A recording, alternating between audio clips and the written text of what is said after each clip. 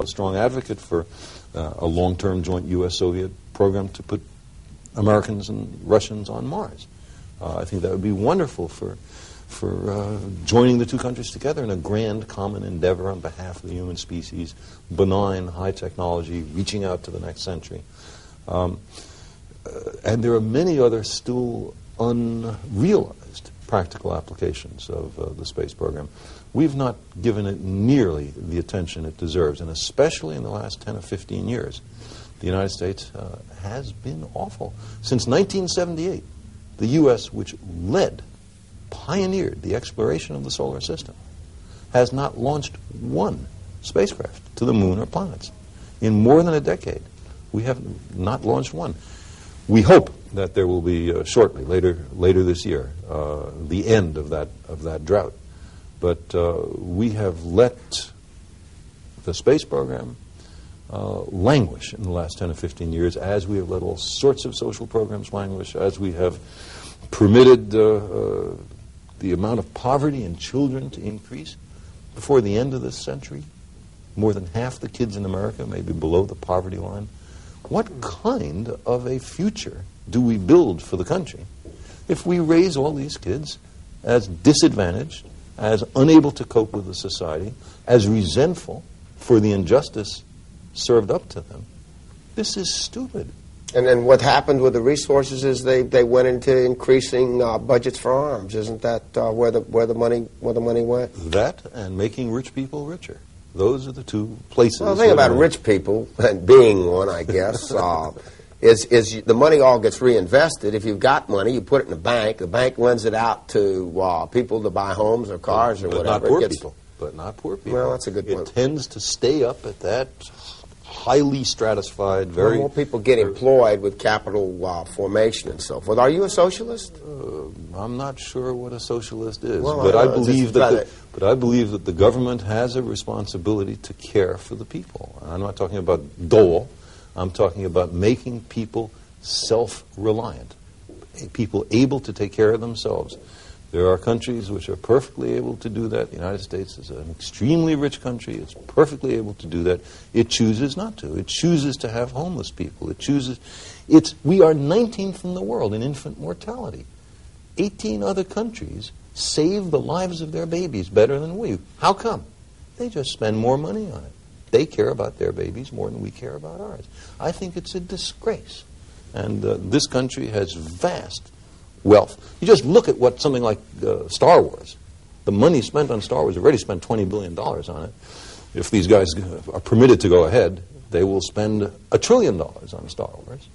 Think of what that money could be used for, to educate, to help, to bring people up to a sense of self-confidence, to improve not just the happiness of people in America, but their economic standing, to improve the competitiveness of the United States compared to other countries. We are using money for the wrong stuff. Carl, do you think time travel's possible? Well, first of all, we all are time travelers. I mean, we travel into the future 1 year at a time. It takes a year to do it. According to Einstein's special relativity, which is a description of the way the world works, I mean, it's true. You can travel as far into the future as you want, if only you travel close enough to the speed of light. You can't travel at the speed of light. You can't travel faster than the speed of light. But there's nothing in physics that prevents you from traveling at, 0.999 the speed of light. And then time for you slows down. And so you could travel 1 million years into the future and be perfectly okay. The question is, could you ever get back? And there is the present debate. Can you go backwards in time? Is it permitted by physics? Never mind, do we have the technology? Obviously, we don't have the technology. An interesting thing has happened lately. I wrote a few years ago a novel called Contact. Mm-hmm. And in it, I tried to imagine a physically reasonable way to go quickly to some distant place without traveling close to the speed of light. And I asked a friend of mine, Kip Thorne, who's a specialist in gravitation theory at Caltech, to tell me the best way to do it. And that got him working with some of his students. And so they developed a most interesting theory of wormholes, so-called sort of quick paths through space-time that seem to be permitted by the laws of physics, although it would require a very high advanced technology, much more advanced than us, to do it. A part of that is that time travel seems to be feasible. And so it is barely conceivable that a very advanced civilization might be able to travel both into their far future and into their past. It raises all kinds of funny causality problems. What happens if you go back in time, kill your grandparents before they gave birth to your parents? Then are you alive or dead? What does it mean? These are called causality problems, and they are very puzzling. So I would not say we understand this issue, but there's been some most interesting progress recently because of the work of Kip Thorne. Well, you know, that really does raise some interesting possibilities, because if the world is going to be environmentally degraded, you could take a few friends of yours and we could go back in the past and try and see if we couldn't live with the Indians a couple hundred years ago before the white man came. The trouble is that to be able to do that, you need such an advanced technology that with that technology you could solve our problems, or at least solve us. We may be more the problem than the technology. We also got to be the solution, too. Well, let me ask you this question, because, we're covering so much ground in a relatively short period of time. You're an educator, too, and there's so much criticism of the American educational system today. Is that criticism valid, and what can we do to improve our educational system? What needs to be done? It is valid. And you compare how American kids do compared to kids of the same age in other countries, and they do miserably. And I'm not talking just about kids in Japan or Germany or the Soviet Union.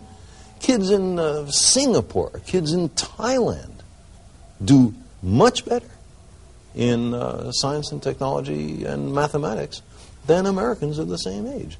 Our kids are not working hard enough. There is not an ethos of respect and admiration for learning, certainly not on television. CNN aside, the amount of real intellectual content that appears on the mass media is very little. The amount of time kids work, the amount of homework, the salaries of teachers, the encouragement of really good teachers, all of that is in a desperately bad situation. I saw a study where high school kids in Texas were shown a Mercator projection map of the world, but with none of the nations with their names in them. A lot of those kids didn't know where their own country was. Could not pick out the United States on a world map. Some ridiculous number of them, 25% or something, when asked where the Soviet Union was, pointed to Central America. What do we do about it? How can we improve our educational system? One thing you can do is you can put a lot more federal money towards improving the education in the schools, which is, of course, a state function as specified in the Constitution.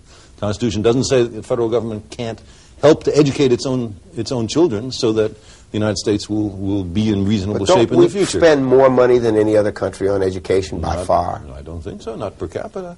I don't think that's right. And the ethic of hard work, the ethic of... Now that money, I really question whether it's a total money problem. Ted, I know many cases of very bright men and women who are coming out of college who temperamentally would like to be teachers, but the amount of money being offered by industry is so much larger than the amount of money that's offered as a teacher that for financial reasons they go off in that direction. Do you think that problem could completely be solved with money? Money alone won't do it at all. Not at all. It requires a change in how seriously... Parents have to stress. Parents... Less watching teachers, of television, for instance. Very important for you to say that. Well, I say it all the time. School boards and mass media. I'll give you an example. More emphasis at every level on improving education. Absolutely. Every newspaper in America, with very few exceptions, has a daily astrology column. Astrology is bunk. Astrology is fraud. How many of them have even a weekly science column? Why that disproportion?